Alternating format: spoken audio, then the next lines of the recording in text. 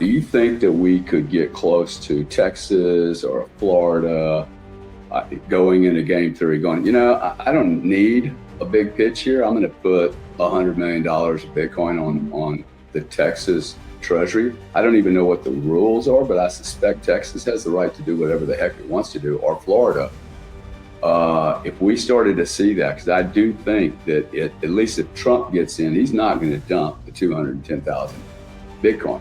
If he gets with me 5 minutes, hey dude, that's a 3-cent trade. The conversation explores the potential for states like Texas or Florida to make bold and strategic investments in Bitcoin, specifically considering the possibility of placing $100 million worth of Bitcoin into their state treasuries. The speaker contends that states like Texas, with their strong sense of independence and autonomy, could theoretically have the freedom to make such decisions without significant federal interference. This idea is grounded in the belief that Texas, known for its ability to chart its own course, might be able to leverage its unique position to make a substantial investment in Bitcoin, seeing it as a valuable addition to their financial reserves. The discussion also touches on the potential influence of political figures like Trump, who might be inclined to maintain or even expand the U.S. government's Bitcoin holdings rather than liquidating them. The speaker suggests that if Trump were to return to office, he could be persuaded to see the strategic value in holding on to the government's Bitcoin assets, making it a simple and logical decision. The idea of state-level investments in Bitcoin is presented as a straightforward, no-nonsense approach that could offer significant benefits with minimal risk. If you like this kind of video, go ahead and like, comment, and subscribe to stay updated with videos like this. You can buy all of it for 3 pennies, okay? Create one little currency, boom, we're done. There'd be absolute no reason to sell it, right? It's actually would be stupid. If you create your own money, there's no reason to sell Bitcoin. It would be absolutely stupid. Trump's not dumb. 10 minutes, we're done on that trade. When do the states do it? Yeah, so I couldn't agree with you more that it would be a very bad and poor decision to get rid of the 210,000 Bitcoin. Hopefully that process has not already begun. I think recently some of the Bitcoin did start moving around, but it could also just be the fact that the U.S. Marshals are now officially using Coinbase as their custodial partner. So maybe we'll hope and pray that the next president has the opportunity to come in and ensure that that Bitcoin is held on to in perpetuity.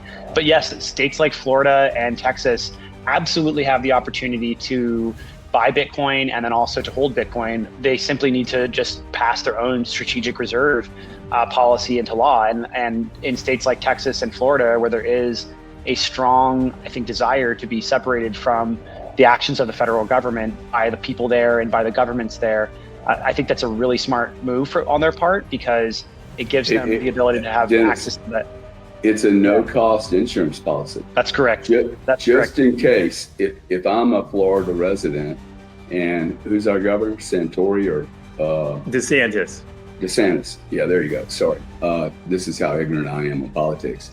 But if you guys can get me meetings with any of these people, Texas, Florida, it's literally 10 minutes, man. We will finish the coffee after we're done with the conversation. It's just a no-brainer.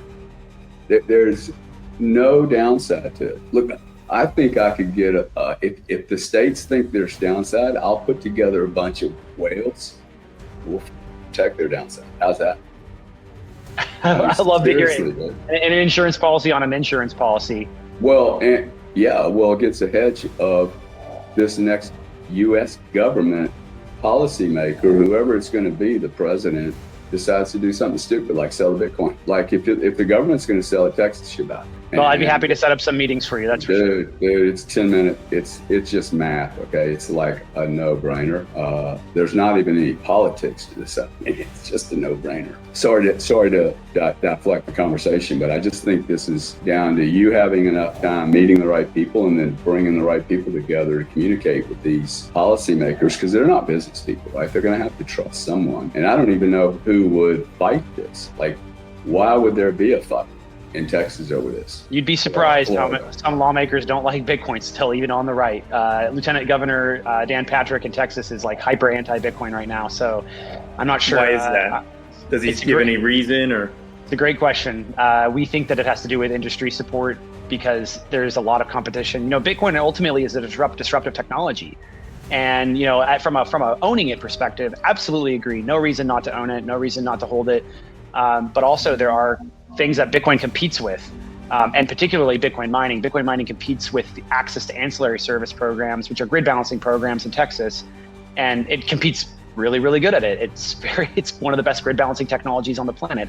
And so it is, I think, scooping up a large percentage of that market. And so now you have potentially, we don't know yet to be confirmed, other industries who are losing out on that revenue, who are, I think, using Dan Patrick as a sort of launching pad or as a spokesperson for their industry to suppress the access to those ancillary services by Bitcoin miners. And so there's a variety of reasons why people will go after Bitcoin. Ultimately, I think we've all learned over the last 5 years that being anti-Bitcoin is long-term political suicide. And so I think this will end up hurting Dan Patrick, and hopefully will be a strong signal to everybody across the country that when you go after Bitcoin and Bitcoin mining, that the people in this industry are going to stand up, not just the people that have the big bags, not just the people that are holding a large amounts of Bitcoin. Also, I think individual small users of Bitcoin. Conversation focuses on the idea that states like Texas and Florida could benefit from investing in and holding Bitcoin as a strategic reserve.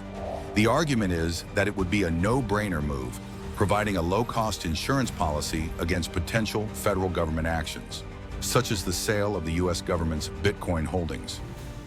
There is also concern about certain political figures, like Texas Lieutenant Governor Dan Patrick, who are currently anti-Bitcoin. The reasons for this opposition are speculated to be related to industry competition, particularly from sectors like energy and utilities, which may see Bitcoin mining as a threat due to its effectiveness in grid balancing. The discussion suggests that being anti-Bitcoin could be politically damaging in the long run, given the strong support for Bitcoin from both large investors and small users alike. Deeply care about the success of Bitcoin and Bitcoin mining in the United States.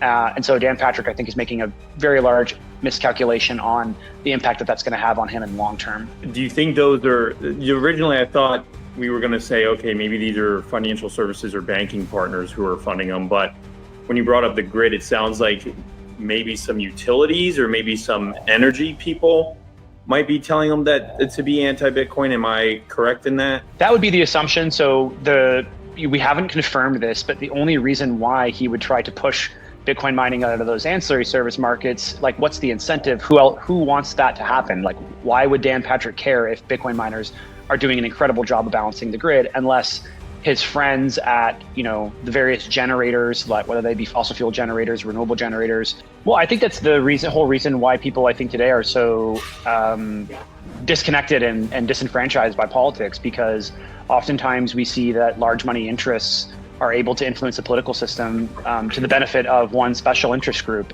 So for us, it is, Bitcoin mining is going out into the marketplace and very naturally securing the revenue from these types of programs.